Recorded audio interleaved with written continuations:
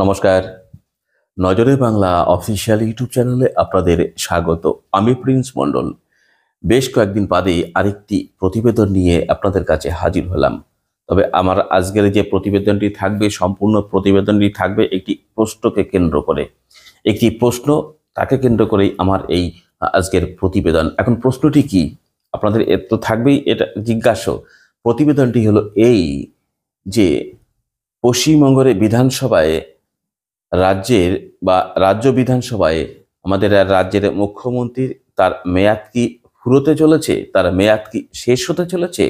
এই প্রশ্নটাকে কেন্দ্র করেই আজকে আমার এই প্রতিবেদনটি আপনাদের সামনে হাজির করবার মূল উদ্দেশ্য।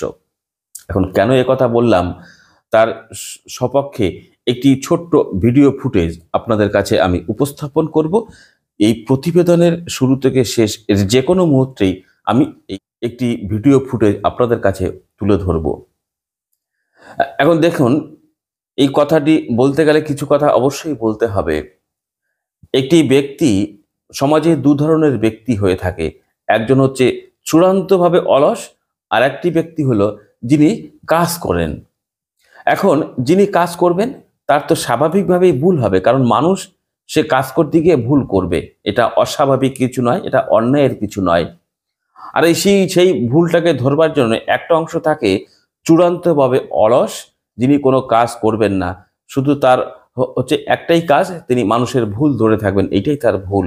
চূড়ান্তভাবে অলস ব্যক্তি যে কোনো কাজ করে না, স্বাভাবিকভাবেই তার ভুল হওয়ার কোনো প্রশ্নই আসে না, কারণ তো সে কোনো কাজ করে না, ভুল হবে কি করে?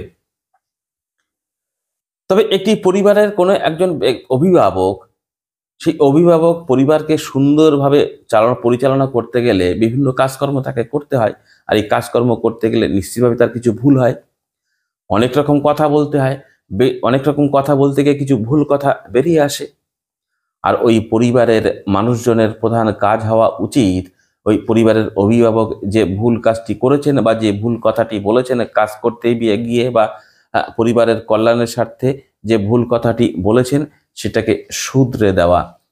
কিন্তু পরিবারের মধ্যে এক অংশের সদস্য থাকে যারা ওই পরিবারের অভিভাবকের একটু বেশি কাছে যেতে গিয়ে, একটু বেশি ভালোবাসা পেতে গিয়ে ওই ভুল কথাটি বা ভুল কাজটিকে শুধরে না দিয়ে ওইটাকে পরিবারের অন্য সদস্যদের কাছে আরো বেশি ভালো করে, একটু বড় করে গহনা পড়ি উপস্থাপন করতে যান, যাতে করে ওই পরিবারের অভিভাবকের আরেকটু বেশি ভালোবাসা পাওয়া যায়।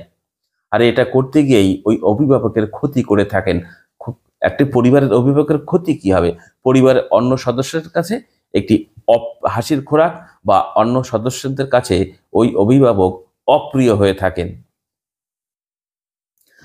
সমাজে আরেক শ্রেণীর লোক আছে, দেখবেন নিজেকে অন্যের সামনে বড় করে উপস্থাপন করতে গিয়ে ইচ্ছাকৃতভাবে কিছু ভুল কথা বলে থাকেন। তিনি মনে করেন এই কথাগুলো বললে বোধহয় সমাজের অন্যান্য মানুষের কাছে একটু নিজেকে বড়ভাবে উপস্থাপন করা যায়। আর এই কথার কাজটি করতে গিয়ে তিনি সমাজের ওই অন্যান্য অংশের মানুষের কাছে তিনি আরো অপ্রিয় হয়ে যান, আরো খারাপ হয়ে যান। এটা তিনি বুঝতে চান না। আর এই ইচ্ছাকৃত যে ভুল, সেই ভুলটাকে তখন আর ভুল বলা যায় না, সেই ভুলটা হয়ে থাকে অন্যায়। এটাই হচ্ছে আসল বিষয়। আর ওই ভুলটাকে বা ওই অন্যায়টাকে ওই ব্যক্তির আশেপাশের ভালোবাসার মানুষগুলো যদি শুধরে দিতে পারে, তাহলে হলো সেই ব্যক্তির সব থেকে কাছের মানুষ সে হয়ে থাকে। কিন্তু সেটা যদি না করে ওই অন্যায়, তার কাছাকাছি আরো বেশি ভালোবাসা বা বেশি কাছে পেতে গিয়ে ওই অন্যায় বা ওই ভুলটাকে আরো বেশি মানুষের কাছে উপস্থাপন করার জন্য আরো গহনা পরিয়ে মানুষের কাছে উপস্থাপন করতে চাওয়া মানেই ওই ব্যক্তি, ওই যে ভালোবাসার মানুষ যে কাছে যারা থাকে, তারা হচ্ছে ওই ব্যক্তির ক্ষতি করে থাকে, ক্ষতি সাধন হয় তাদের দ্বারা। যেমন হচ্ছে ওই বিভীষণ কি কাজ করেছিলেন? রাবণের ভাই ছিল সে, নিশ্চিতভাবে রাবণ তাকে ভালোবাসা উচিত ভাইকে। কিন্তু বিভীষণ কি করেছিল? রাবণের দুর্বলতাগুলোকে রামের কাছে পৌঁছে দিয়েছিল অন্যায়ভাবে, হচ্ছে বিশ্বাসঘাতকতা করে। রাবণের সঙ্গে তো বিশ্বাসঘাতকতা করেছিল, যার ফলে অত সহজেই রাবণকে রাম বধ করতে পেরেছিল। এবার আসি আমার মূল বিষয়ে। আমি কোনোভাবেই আমার এই আগের যে কথাগুলো, সেই কথাগুলোর সঙ্গে কোনোভাবেই তৃণমূল কংগ্রেস বা আমাদের রাজ্যের তৃণমূল নেত্রী মমতা ব্যানার্জি বা রাজ্যের মুখ্যমন্ত্রী মমতা ব্যানার্জিকে সঙ্গে কোনোভাবেই তুলনা করতে চাইছি না। যদি কোনো তৃণমূল কংগ্রেসের কোনো নেতা বা নেত্রী বা কোনো তৃণমূল কংগ্রেসের কোনো সমর্থক তারা মনে আঘাত পেয়ে থাকেন, আমি ভীষণভাবে দুঃখিত। কিন্তু আমাকে বলতেই হচ্ছে, কাজ করতে গিয়ে মুখ্যমন্ত্রী কাজ করতে চান, তিনি বলে থাকেন তিনি কাজ করেন, আর এই কাজ করতে গিয়ে কিছু ভুল কথা, কিছু ভুল কাজ তিনি করে ফেলেন। স্বাভাবিকভাবে তিনি মানুষ, ভুল তো হবেই। সেরকমই একটি ভুল তিনি করেছিলেন যখন, আপনারা প্রত্যেকেই জানেন, 2016 সালের যে প্রায় 25,753 জন শিক্ষক শিক্ষিকা যে মামলাটি হাইকোর্টে চলছিল, হাইকোর্টের যে কোনো কারণেই, সমস্ত বিষয় আমি আর ভেঙে বলছি না, কলকাতা হাইকোর্টের রায়ে প্রায় 2016 সালের প্যানেলটি সম্পূর্ণ বাতিল করে দেওয়া হয়। প্রায় 26,000 শিক্ষক শিক্ষিকার ভবিষ্যৎ অনিশ্চিত হয়ে পড়ে। সেই অনিশ্চিতের ফলে এই রায়কে চ্যালেঞ্জ জানিয়ে সেই মামলা যায় সুপ্রিম কোর্টে। সুপ্রিম কোর্টে দীর্ঘ মামলা শুনানির পর শুনানি শেষ হয়েছে। এখন রায় দেবার পালা। রায় আপাতত স্থগিত রাখা হয়েছে। আগামী দিনে নিশ্চিতভাবে রায় ঘোষণা হবে। ওই প্রায় 26,000 শিক্ষক শিক্ষিকা, 25,000 যোগ্য এবং অযোগ্য উভয়ই কিন্তু সেই রায়ের দিকে তাকিয়ে রয়েছে। কি হবে তাদের আগামী ভবিষ্যৎ, এক অনিশ্চয়তার মধ্যে রয়েছে তারা এখনো। কিন্তু হাইকোর্টের রায়ের পরে মমতা ব্যানার্জি করেছিলেন, কি বলেছিলেন? ধরে নিচ্ছি তিনি ভুলই বলেছিলেন যে কারোর চাকরি যাবে না, যারা যোগ্য। মমতা ব্যানার্জিও জানেন কিছু যোগ্য আছে, কিছু অযোগ্য আছে।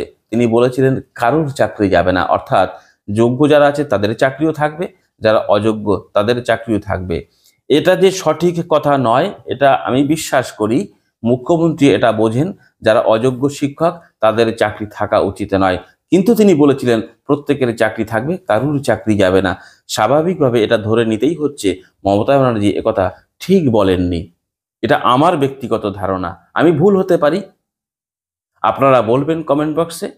কিন্তু এই যে ভুল কথাটি তিনি বলেছিলেন, সেই ভুল কথাটি বলার এইবার মমতা ব্যানার্জির আশেপাশে যারা থাকেন, যে তৃণমূল কংগ্রেসের অন্যান্য নেতা নেত্রীরা যাদেরকে মুখ্যমন্ত্রী বেশি বিশ্বাস করেন বা তৃণমূল নেত্রী মমতা ব্যানার্জি বেশি বিশ্বাস করেন বা বেশি কাছের, তাদের উচিত কি ছিল?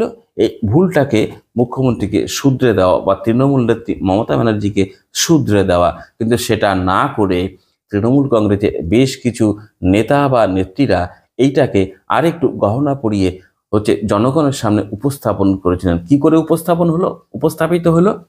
সেটা হচ্ছে, এই যখন শুনানি শেষ হয়েছে, সংবাদ মাধ্যমের বিভিন্ন বন্ধুরা, কি সোশ্যাল মিডিয়া, কি মেইন স্ট্রিম মিডিয়ার সাংবাদিক বন্ধুরা বিভিন্ন রাজনৈতিক দলের নেতা নেত্রীদের কাছে পৌঁছে যান এই বিষয়ে তাদের মতামত জানবার জন্য। প্রত্যেক রাজনৈতিক দলের নেতা নেত্রীরা, এমনকি রাজনৈতিক বিশ্লেষক বা রাজনৈতিক গবেষক, তারা তাদের মতো করে সংবাদ মাধ্যমের সামনে তাদের মতামত উপস্থাপন করেছেন। এক্ষেত্রে তৃণমূলের একজন নেতার কাছে যান, একটা সময়ের তিনি মুখপত্র ছিলেন, বিভিন্ন টিভি চ্যানেলে তাদের আমরা দেখতে পেতাম, তাকে আমরা দেখতে পাই বিভিন্ন সংবাদ মাধ্যমের সামনে।